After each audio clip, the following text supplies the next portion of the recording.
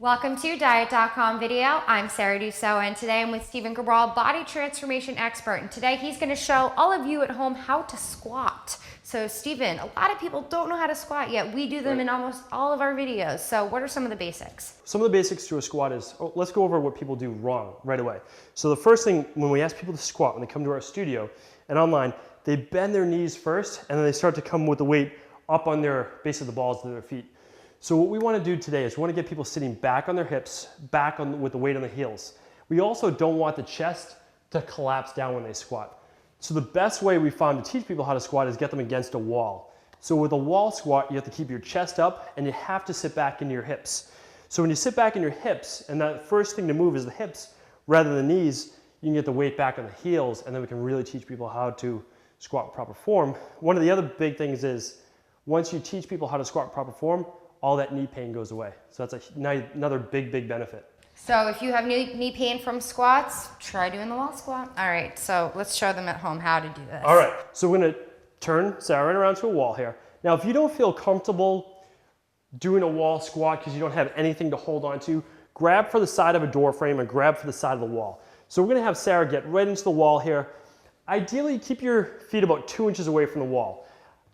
Initially, you might have to start about 6 inches away. I want you eventually right on top of the wall. So what we're having Sarah do is start 2 inches away from the wall with your feet shoulder width apart.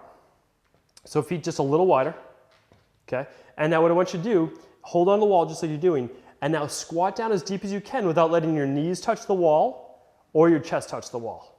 Good. So if you see Sarah sitting down deep in her hips, and now push back up. And that's all you want to do. So now everyone knows how to squat because so a lot of people say, well, I can't squat because I have knee pain. But the truth is, every time you sit down and stand back up, you're squatting.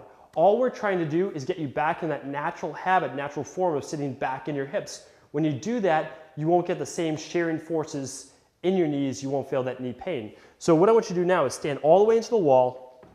Okay, now this is gonna be more challenging. Squat down without letting your head touch or your chest touch, or your knees. That's perfect. And then push right back up for your heels.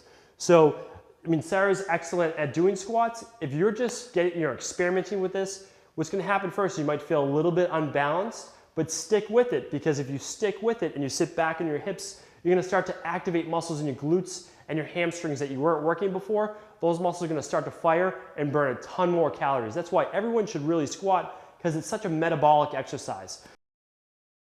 And those look great because since Sarah's feet are pretty much touching the wall, if her knees touch the wall, she knows that she's not sitting back in her hips enough.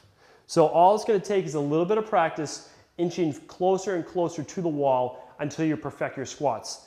I would say you can try that literally every day until you work on your squats, because you're just doing body weight, and you can practice just for anywhere between 10 and 15 repetitions, eventually getting closer and closer. Once you're into the wall, you've mastered your form.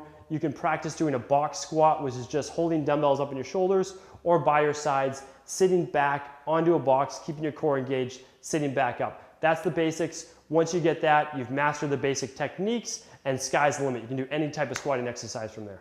And if at first you think this video is not for you, as you guys just saw, I had difficulty doing the squat the proper way. So don't think that you're too good for this video. Definitely try it at home.